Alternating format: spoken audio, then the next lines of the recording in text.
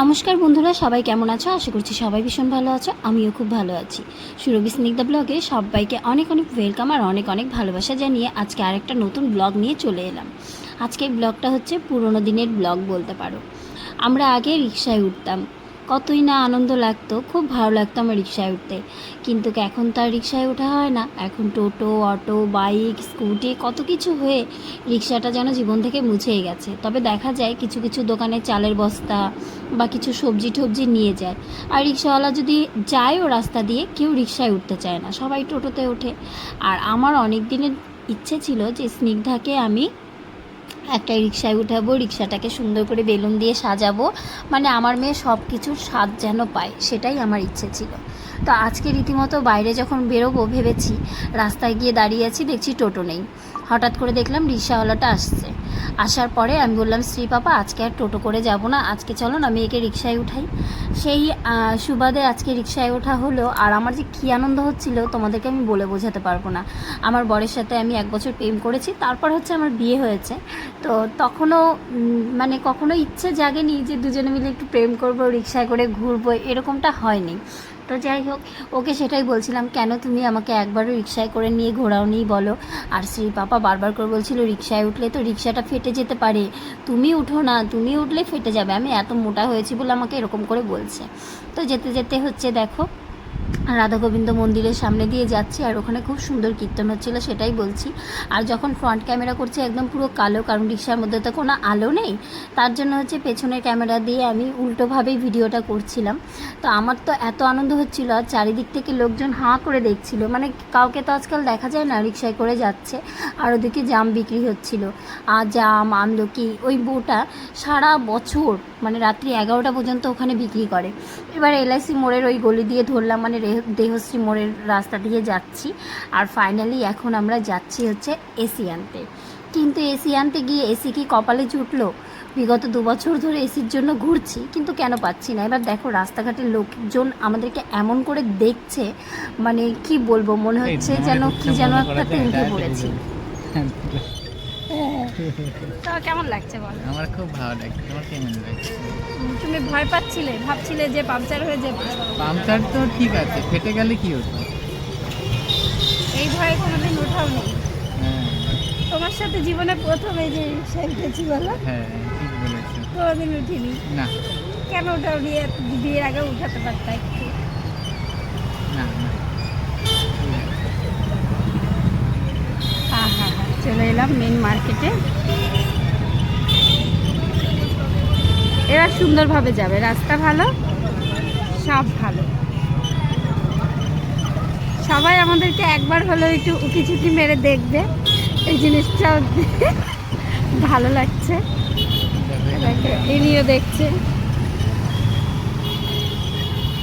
যে দেখবে তাকে একটু সুন্দর করে ভিডিও করে নেব।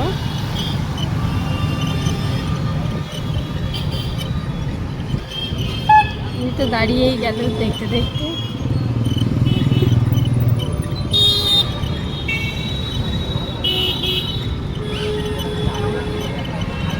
রিক্সা করে যাচ্ছিলাম বলে সবাই এমনভাবে দেখছিল, মনে হচ্ছে অদ্ভুত কোনো জীব উঠে পড়েছে রিক্সার ওপরে। তো যাই হোক, মানে সহজে তো সবাই ওঠে না, আজকাল টোটো করেই যায়, সেই কারণেই হয়তো এইভাবে দেখছিল। তবে আমার বেশ মজা লাগছিল। আর তোমাদের কেমন লাগছে সেটাও কিন্তু কমেন্ট করে জানাবে। আর আমার মতো ইচ্ছে তোমাদের কার কার আছে সেটাও জানাবে। আমার বাচ্চাকে সব কিছুতে যাতে উঠতে পারে, সব কিছুতে যেন অ্যাডজাস্ট করতে পারে, আমি সেরকমটাই চাই। নামো, সেলিব্রিটি মানুষ তোমরা, আমাদের মতো কাস্টমার পেয়েছো কাকু এর আগে? ভালো লাগলো? তোমার ভালো লেগেছে তো? কত দেবো?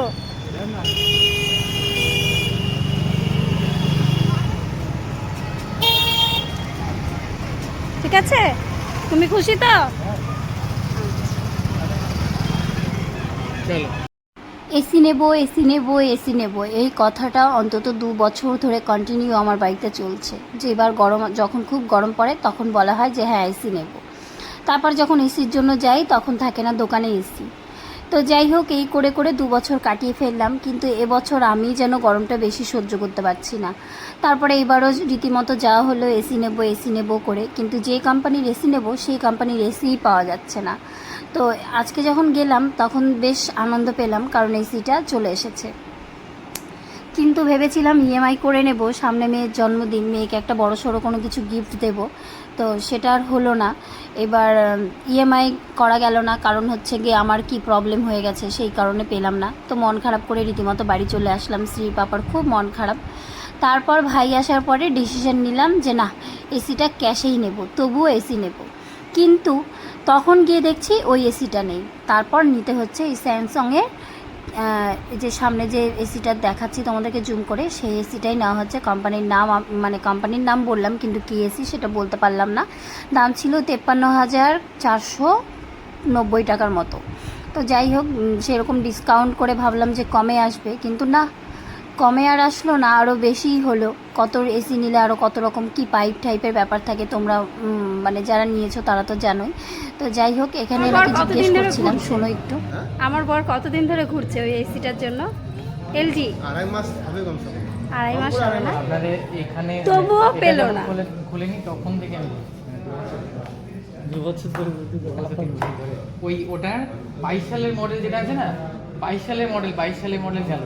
আচ্ছা, তারপরে দেখো, একটা যদি কোনো রোড তৈরি হয়, প্রথমে তোমার ওখানকার বিল পাস করাতে হবে, তারপরে বিল পাস করানোর আমি রাজি ছিলাম না, সেটাই বলতে চাইছি।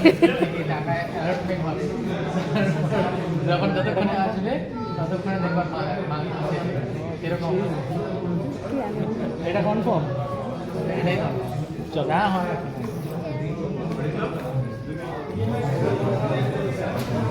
এবার খুশি? চলো ইউ হ্যাপি? শ্রীর মতো বলি, চলো ইউ মা, হ্যাপি? ফাইনাল না হচ্ছে এটা, তোমাদেরকে রিভিউ অবশ্যই দেব।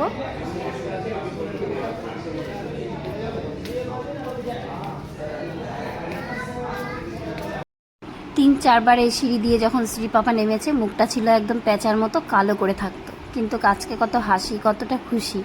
যাই হোক, এসিটা নিয়েও খুব খুব শান্তিতে আছে। এখন আমরা বেরিয়ে যাচ্ছি, আমি আর মেয়ে যাব একটু গ্রসারি বাজারে, আর ভাই আর বর আবার আসবে এখানে। আর তারপর দেখছি বিকেলবেলায় আমাদের প্রবাসে ঘরকন্যার মহুয়া দিদি নাম্বার 1-এ এসেছে, আর সেই এপিসোডটা দেখলাম, খুব ভালো লাগলো। আর আজকের ভিডিওটা তোমাদের কেমন লাগলো সবাই অবশ্যই কমেন্ট করে জানাবে। ভালো লাগলে একটা লাইক, কমেন্ট, শেয়ার করতে কিন্তু একদম ভুলবে না। চলো, সবাই ভালো থেকো, সুস্থ থেকো, দেখা হচ্ছে।